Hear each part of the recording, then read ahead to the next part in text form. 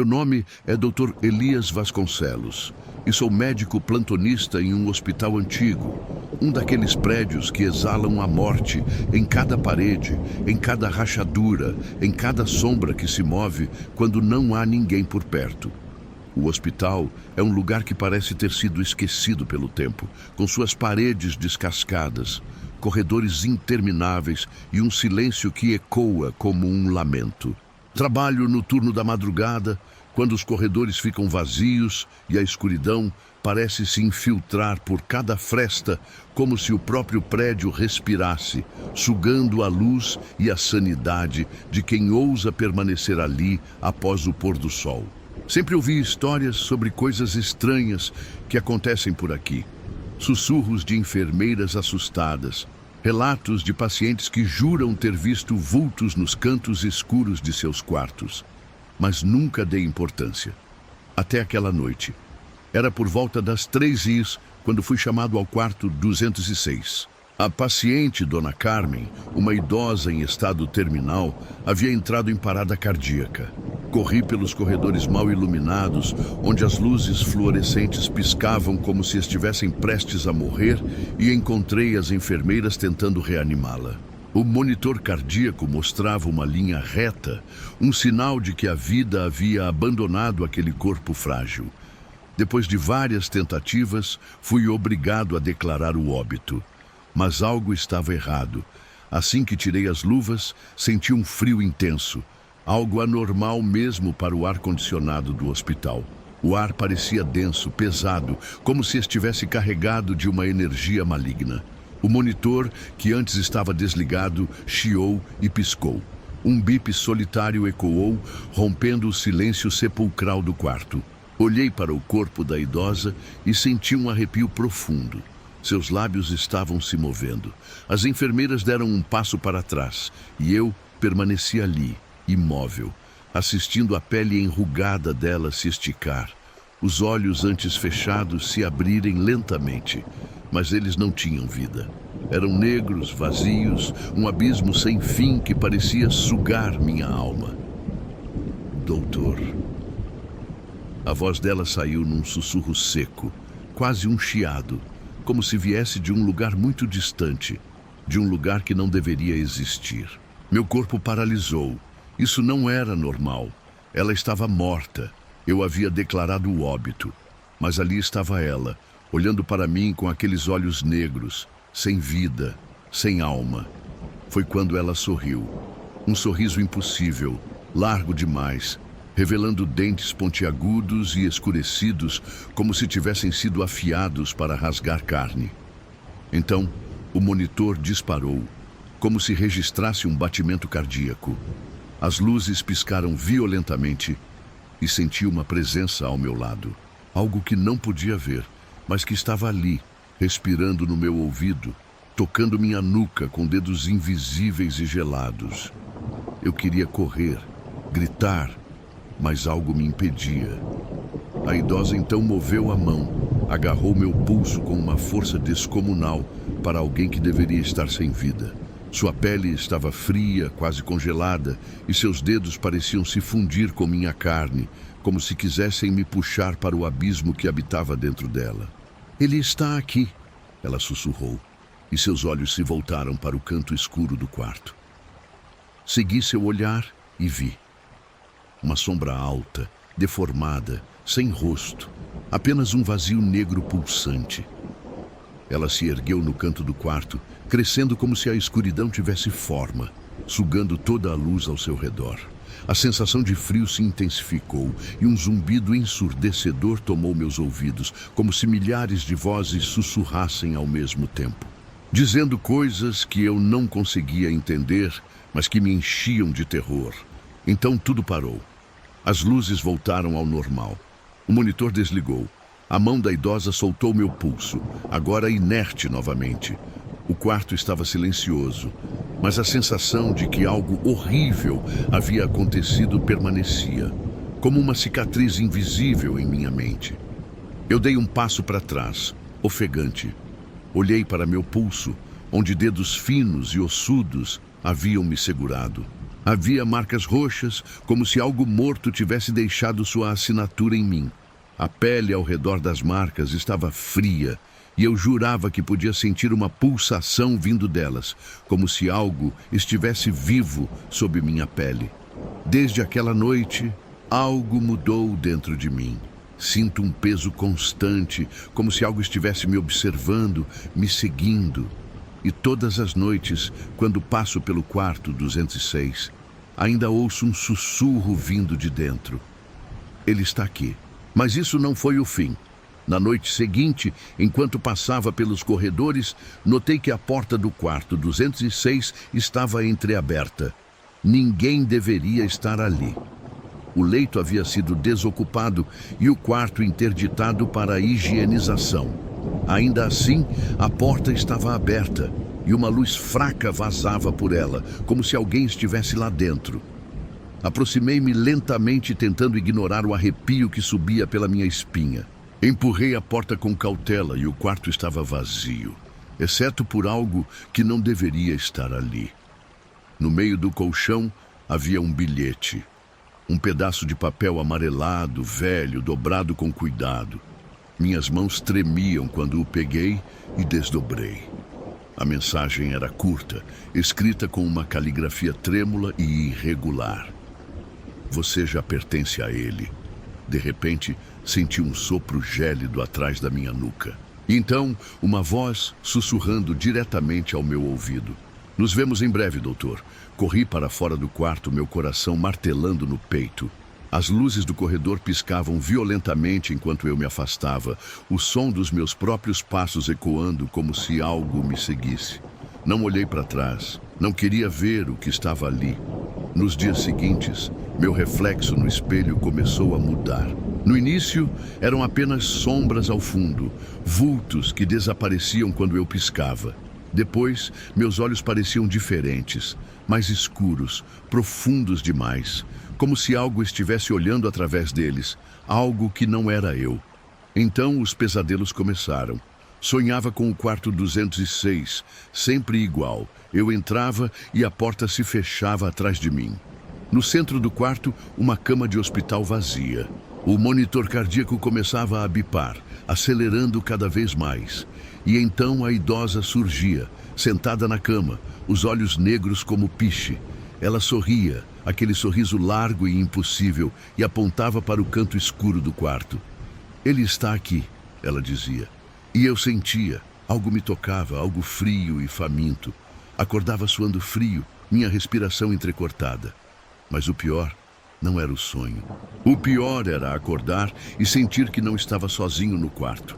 Aquela presença estava cada vez mais próxima, e não importa quantas vezes eu tente fugir, quantas noites eu passe sem dormir, sei que está apenas esperando o momento certo para me levar. Agora, quando passo pelo hospital, vejo coisas que ninguém mais vê. Pacientes que deveriam estar mortos ainda deitados em suas camas, olhando para mim com olhos vazios. Enfermeiras que me encaram sem piscar, como se soubessem o que está vindo. O reflexo nos vidros não é mais o meu. É algo mais escuro, mais antigo. Algo que me observa com um sorriso que não é humano. E esta é a parte que me aterroriza mais do que tudo. Eu não sei mais se ainda sou eu, ou se sou apenas uma casca vazia, esperando que ele assuma o controle. Enfermeiras que me encaram sem piscar, como se soubessem o que está vindo.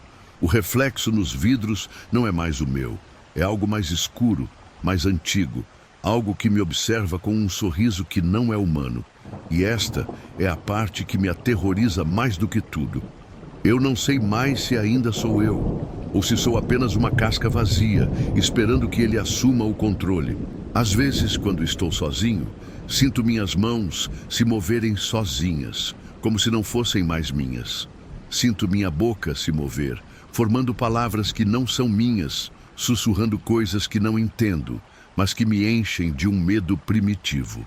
E então, há os olhos, aqueles olhos negros que vejo no espelho, que parecem rir de mim, que parecem saber que meu tempo está se esgotando. Ele está aqui, ele está dentro de mim, e logo, muito em breve, não restará nada de mim para lutar. As noites se tornaram um pesadelo interminável. Cada som, cada sombra, cada movimento no canto do meu olho me fazia estremecer.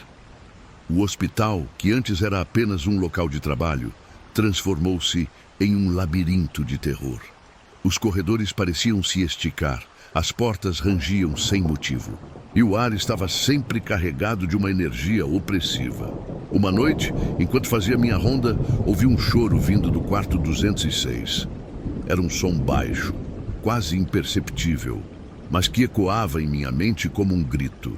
Sabia que não deveria entrar, que deveria seguir em frente e ignorar, mas algo me puxava para lá, como se uma força invisível estivesse me guiando.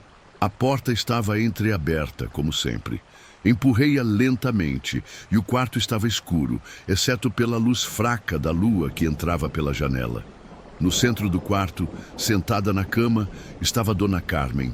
Ela olhou para mim, seus olhos negros brilhando como carvão em chamas.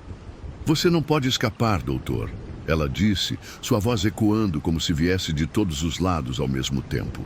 Tentei recuar, mas minhas pernas não me obedeciam. Fiquei paralisado, observando enquanto ela se levantava da cama e começava a se mover em minha direção. Seus passos eram lentos, calculados, como se soubesse que eu não podia fugir.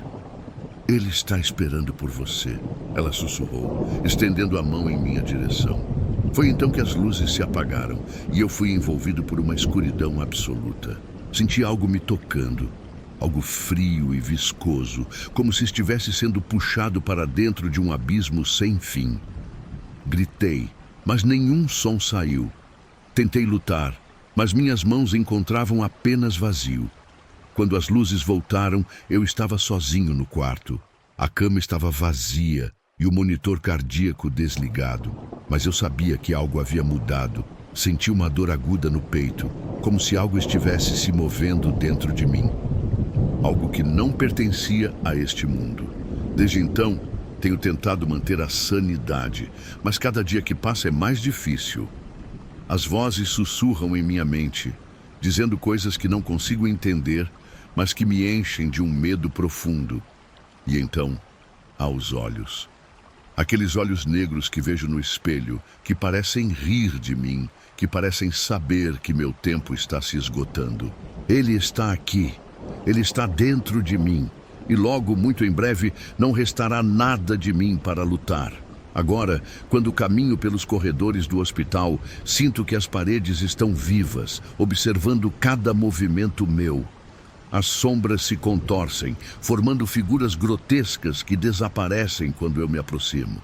Os pacientes me olham com olhos vazios, como se soubessem o que está por vir. E as enfermeiras...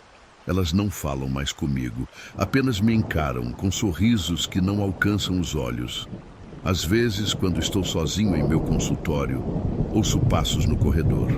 Passos lentos e pesados, como se alguém estivesse arrastando algo pesado. Mas quando abro a porta, não há ninguém lá. Apenas o corredor vazio, iluminado por luzes que piscam, como se estivessem prestes a se apagar.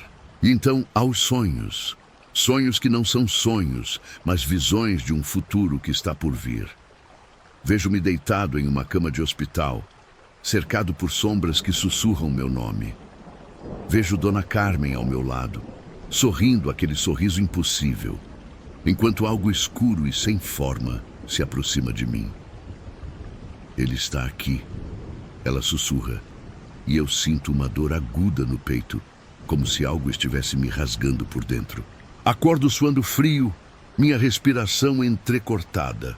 Mas o pior não é o sonho. O pior é saber que ele está se aproximando, que ele está quase aqui. E quando ele chegar, não haverá mais escapatória. Ele está aqui, ele está dentro de mim. E logo, muito em breve, não restará nada de mim para lutar.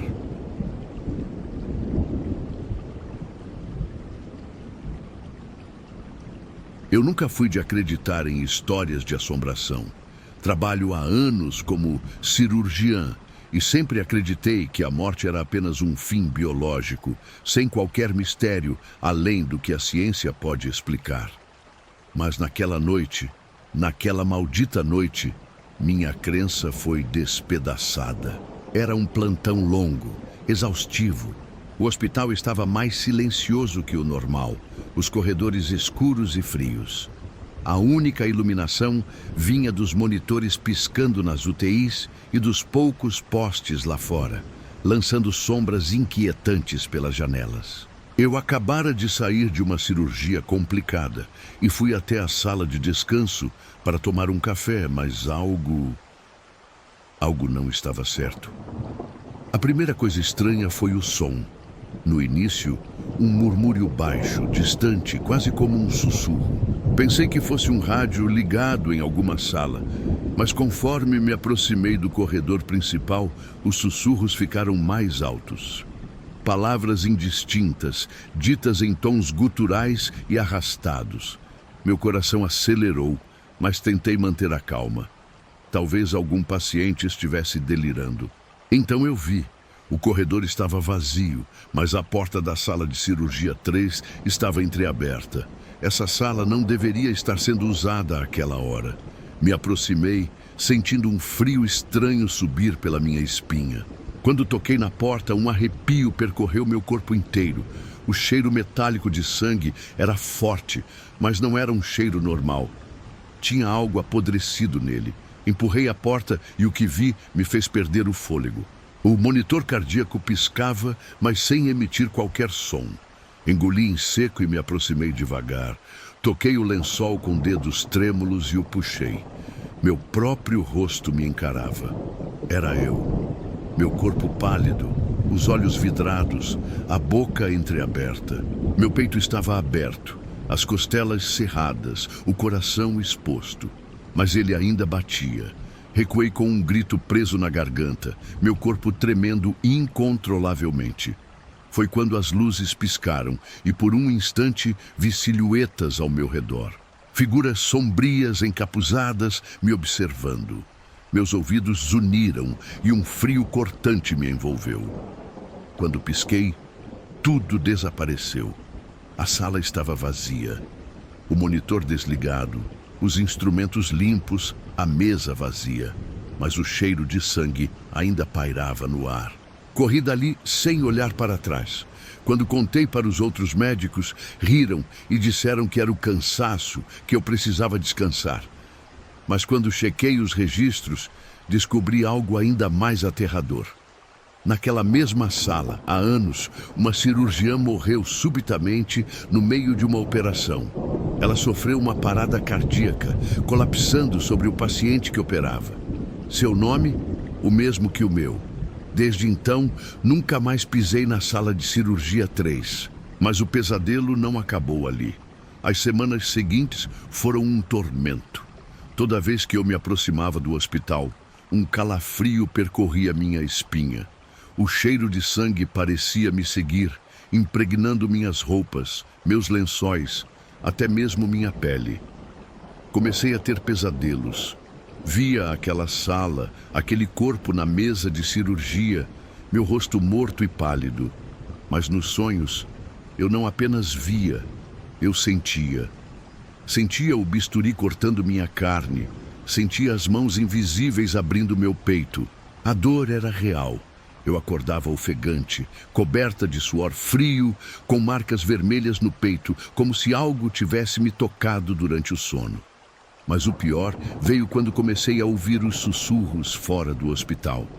Na minha casa, no meu carro, nos corredores vazios do hospital, vozes sibilantes chamando meu nome.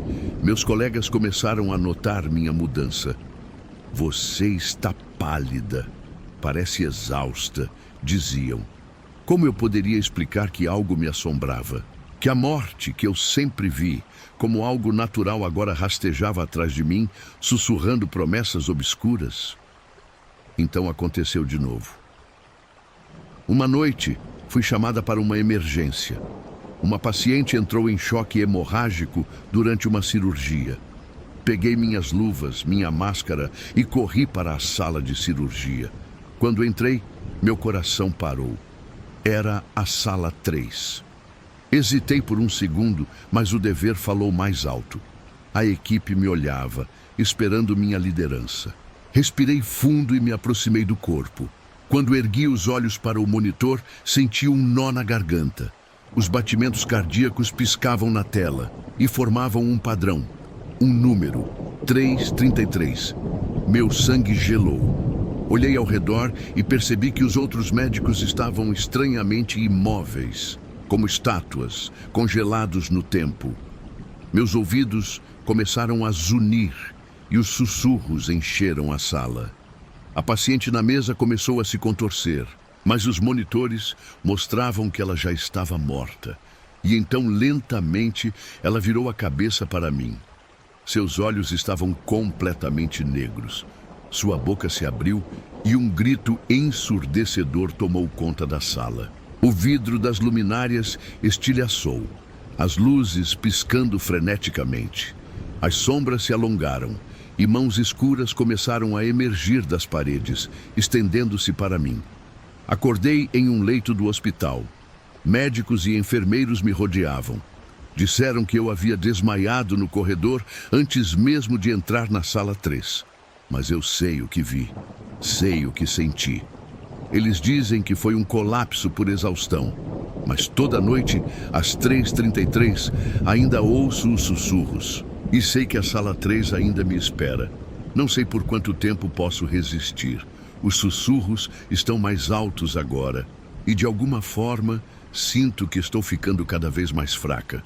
Como se algo estivesse me puxando para aquela sala. Talvez, da próxima vez, eu não acorde. Desde aquela noite, minha vida se transformou em um pesadelo interminável.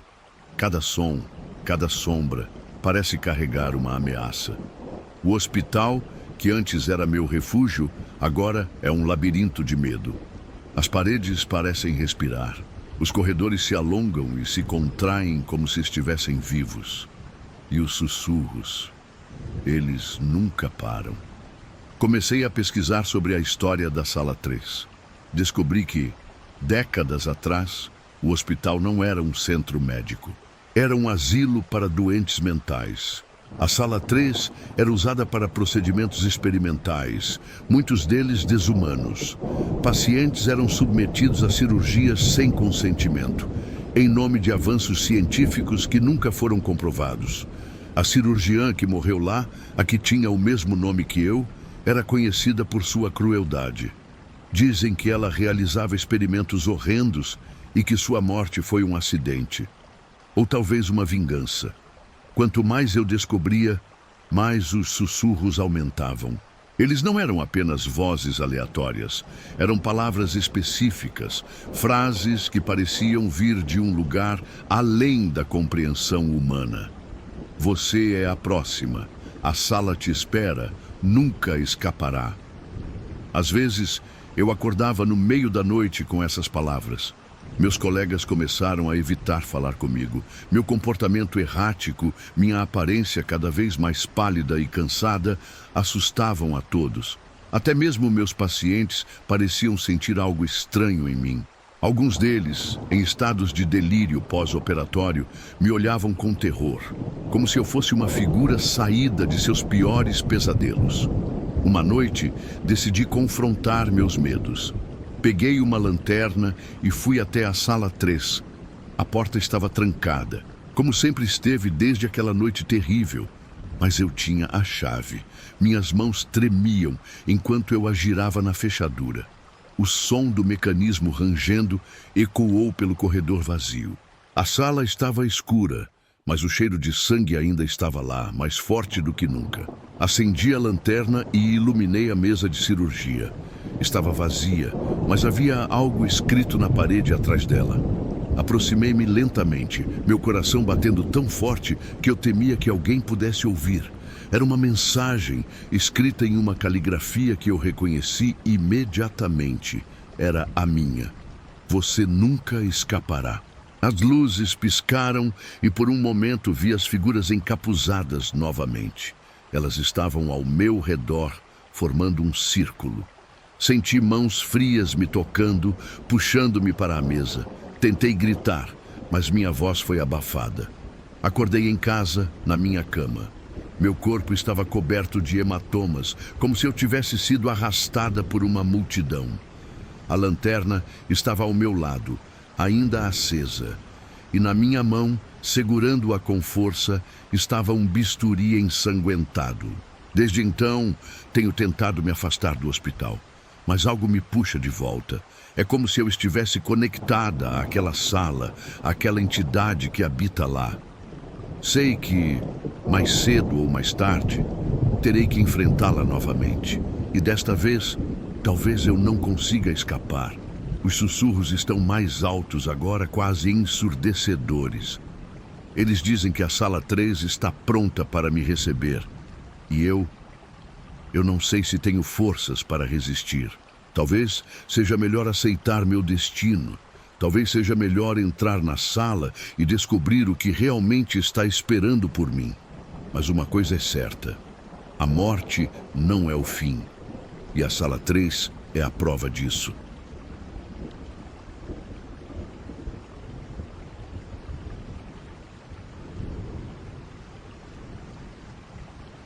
Meu nome é Clara e sou médica há anos. Já vi de tudo dentro de um hospital: dor, sofrimento, alívio e até mesmo milagres. Mas nada, absolutamente nada, poderia ter me preparado para aquela noite. Trabalho no turno da madrugada em um hospital antigo, uma construção que já serviu como sanatório décadas atrás. Sempre houve histórias sobre o lugar: pacientes que viam sombras nos corredores, médicos que desapareciam, murmúrios que ecoavam nos quartos vazios. Mas eu nunca dei ouvidos. Sempre fui cética, até aquela noite. O hospital estava mais silencioso do que o normal. Os corredores pareciam mais escuros, mais longos, mais frios.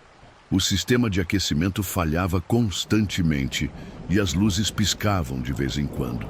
Os médicos de plantão estavam recolhidos em suas salas e os poucos pacientes internados dormiam em seus leitos.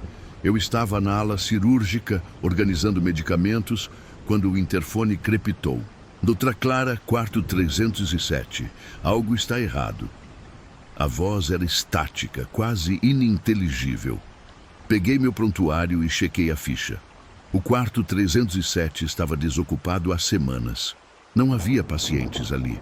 Com o coração acelerado, decidi verificar. Enquanto caminhava pelo corredor estreito, senti que o ambiente ao meu redor parecia ficar mais denso. Como se o ar estivesse sendo sugado para dentro de algo invisível. O som dos meus passos ecoava, como se não houvesse fim para aquele corredor. Cheguei à porta do quarto 307. Estava entreaberta e a escuridão lá dentro parecia um buraco negro. Peguei minha lanterna e iluminei o interior. A cama estava arrumada, os lençóis brancos intocados. Mas havia algo errado. O cheiro. O cheiro de carne podre. Um odor denso que se grudava à pele e invadia os pulmões. De repente, a porta se fechou atrás de mim com um estrondo. Me virei, ofegante. O interruptor de luz não funcionava. Minha lanterna piscou e apagou. O quarto mergulhou em completa escuridão. E então eu ouvi um sussurro, baixo, arrastado, vindo do canto do quarto. Meu sangue gelou. O som não era humano.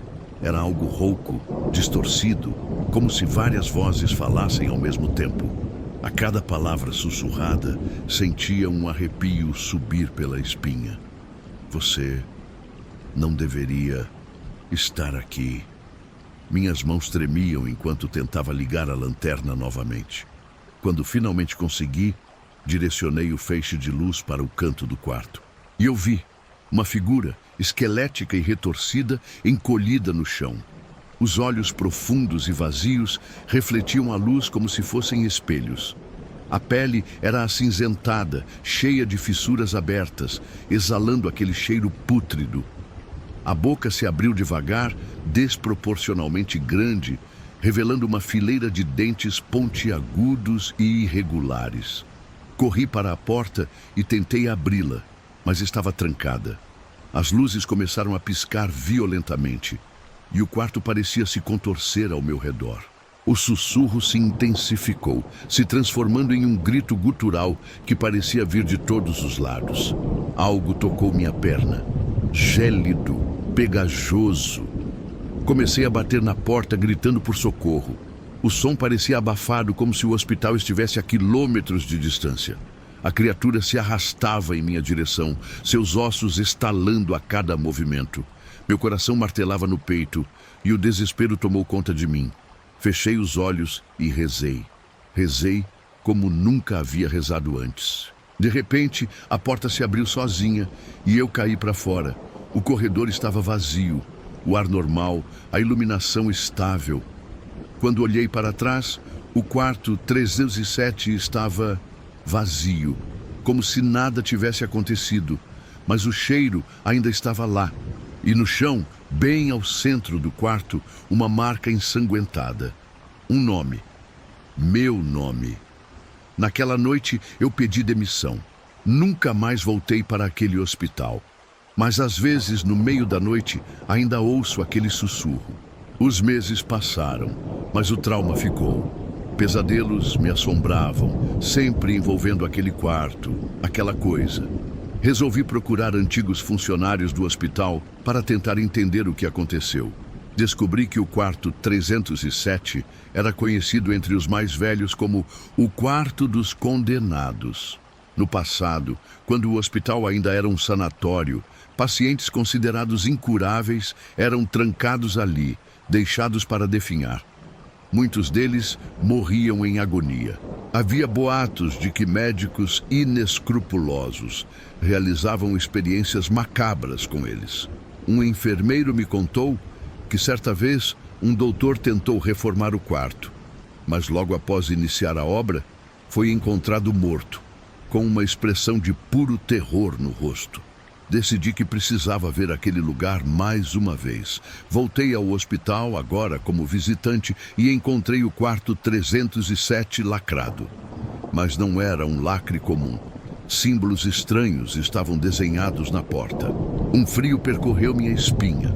Antes de ir embora, perguntei a uma faxineira idosa se sabia algo sobre o quarto. Ela me olhou séria e disse apenas: "Ele te marcou, ele vai te chamar de novo. Não adianta fugir." E foi exatamente o que aconteceu. Em minha casa, portas batiam sozinhas. O cheiro de carne podre aparecia no meio da noite. Sussurros invadiam meus sonhos. E uma sensação horrível de estar sendo observada nunca me abandonava. A criatura do quarto 307 não estava mais confinada ali. Ela agora me seguia. Numa noite fatídica, acordei e vi a figura de pé ao lado da minha cama. Aqueles olhos vazios, a boca grotesca se movendo sem som. Meus membros estavam paralisados. O sussurro veio novamente, mas desta vez mais claro: "Você nunca vai escapar." Desde aquela noite, minha vida mudou completamente. O que antes era uma rotina de trabalho e dedicação se transformou em um pesadelo sem fim. Comecei a pesquisar sobre o hospital e sua história. Descobri que, além de ter sido um sanatório, o local também foi usado como um asilo para doentes mentais no início do século XX. Muitos dos pacientes eram submetidos a tratamentos desumanos e a taxa de mortalidade era alarmante. O quarto 307, em particular, era onde os casos mais graves eram isolados. Dizem que as paredes daquele quarto testemunharam horrores inimagináveis. Encontrei relatos de funcionários que afirmavam ter ouvido gritos vindos do quarto, mesmo quando ele estava vazio. Outros diziam que objetos se moviam sozinhos e que uma sensação de opressão tomava conta de quem se aproximava da porta. Alguns até juraram ter visto sombras se movendo dentro do quarto. Decidi procurar ajuda. Fui a um padre que me disse que a entidade que me assombrava era um espírito maligno, preso ao quarto 307. O padre tentou realizar um ritual de exorcismo em minha casa, mas não adiantou. A criatura apenas riu, uma risada gutural e distorcida que ecoou por toda a casa. Também consultei um médium que me disse que a entidade não era apenas um espírito, mas algo muito mais antigo e poderoso. Algo que havia sido invocado no passado e que agora estava preso ao quarto 307. alimentando-se do medo e da dor daqueles que se aproximavam. Ele me aconselhou a nunca mais voltar ao hospital, mas eu já sabia que era tarde demais. A criatura já estava comigo. Desde então, tenho tentado encontrar uma maneira de me livrar dela, mas nada parece funcionar. O quarto 307 me marcou, e agora estou presa a ele, assim como a criatura que habita suas paredes. Às vezes, me pergunto se estou enlouquecendo, mas o cheiro, os sussurros e a sensação de estar sendo observada são muito reais.